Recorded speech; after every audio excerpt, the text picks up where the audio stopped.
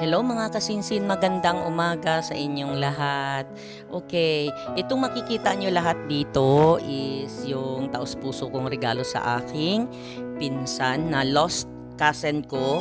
So thank you kay Kuya Dave kasi dahil sa kanya nagkita kami ng aking pinsan na matagal ko nang hinahanap. So etong lahat na makikita nyo is taos-puso kong regalo sa kanya at pasalamat ako dahil iningatan niya talaga.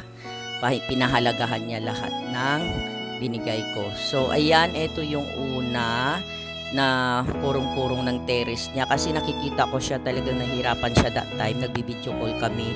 Lagi siyang labas-pasok ng kanyang paninda dahil walang kurong-kurong.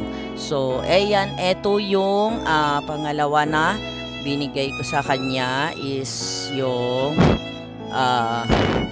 motor. Binigyan ko siya ng motor na single tapos pinalagyan na lang namin ng sidecar. So ayan na siya. Yan guys. At thank you talaga dahil kahit wala si kuya, naalagaan niya. Ayan. Ayan siya guys. So thank you talaga so much Sisi dahil inalagaan mo ang aking regalo. Yan. Ayan siya. Ayan. So mag 1 year na nag 1 year na yan kaya ano na kami nagpa-renew na ng license.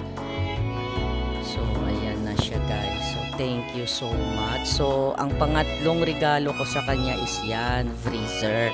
Kasi nahihirapan siya dahil yung mga ano niya, paninda niya naghalo-halo na yung may isda, may kung ano. So sabi ko sa kanya, bili tayo ng freezer. So ito, wala pang month pa lang siya, guys. Month pa lang, hindi pa siya talaga bago lang naming bili yan nung umuwi lang ako last year.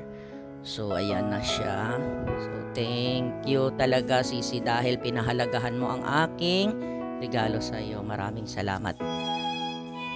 Ayan na guys, salamat sa panonood. Thank you so much.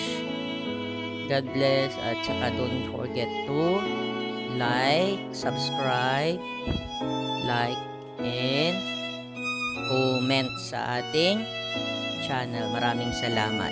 Bye!